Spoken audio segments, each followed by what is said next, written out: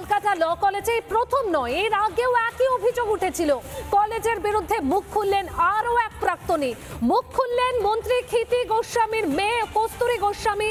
2008 সালে কলেজে ছাত্র সংসদ নির্বাচন মামলা। 15-20 বছর ধরে কলেজে কোনো রকম নির্বাচন হয়নি। এক শ্রেণী ক্ষমতা কুক্ষিগত করে রাখতো। ঠিক কি বলেছেন মন্ত্রী ক্ষিতি গোস্বামীর মেয়ে কস্তুরী গোস্বামী? আমাদের প্রতিনিধিকে শোনাবো আপনাদের। সাউথ কলকাতা ল কলেজের প্রাক্তন কলেজের বিরুদ্ধে আপনি একটা কেস করেছিলেন। কি কেস করেছিলেন এবং কেন করেছিলেন? 15-20 বছর ধরে কলেজে ছাত্র সংসদ নির্বাচন হতো না এবং কয়েকটি ছেলে যাদের হাতে ক্ষমতা যারা মনে করেছিল আছে, তারা তার অপব্যবহার করে সিলেকশন পদ্ধতি চালু করতো। যাদেরকে পছন্দ তাদেরকে বিভিন্ন পোর্টফোলিও হোল্ডার তারা করে রাখতো। বলছি 2008-এর কথা। তো সেই সময় আমরা কলেজের বিরুদ্ধে কেস করি এই মর্মে যে কলেজের ভিতরে আমরা নির্বাচন করতে চাই। নির্বাচনটা করতে চাইছি একটা স্বাধীন পরিবেশ, ওখানে সুস্থ একটা পরিবেশ ক্রিয়েট করতে চাইছি।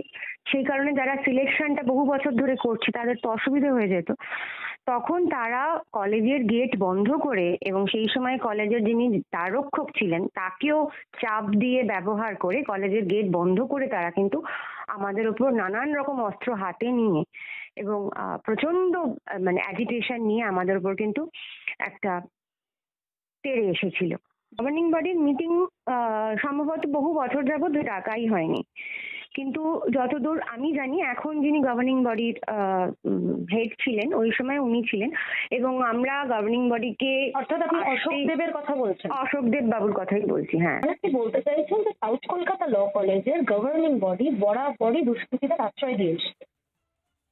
গভর্নিং বডির সঙ্গে কলেজের অধ্যক্ষ এই যে একটা লিয়াজো মেনটেন করে চলবেন, আমি বলতে পারি গভর্নিং বডির কাছে অনেক খবরই পৌঁছতো না।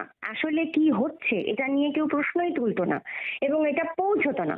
খুব রেগুলার যদি সেখানে একজনের হাতে ক্ষমতা কুক্ষিগত করে দেওয়া হয়, রেগুলার যদি সেখানে সিলেকশন হয়, আইন কলেজের ভেতরে যদি বেআইনি কাজকে প্রশ্রয় দেওয়া হয়, তাহলে যারা বেআইনি কাজটা করছে তারা আরো বেশি লাইসেন্সিয়াস হয়ে ওঠে এবং তার ফলাফল বোধহয় আমরা দেখতে পাচ্ছি আজকে যিনি অভিযুক্ত, ভয়াবহ। নানা ধরনের কন্টেন্ট দেখার জন্য লাইক করুন, শেয়ার করুন আমাদের ফেসবুক পেজ, সাবস্ক্রাইব করুন আমাদের ইউটিউব চ্যানেল। পাশাপাশি অন্যান্য ব্রেকিং নিউজের জন্য অবশ্যই চোখ রাখুন রিপাবলিক বাংলায়।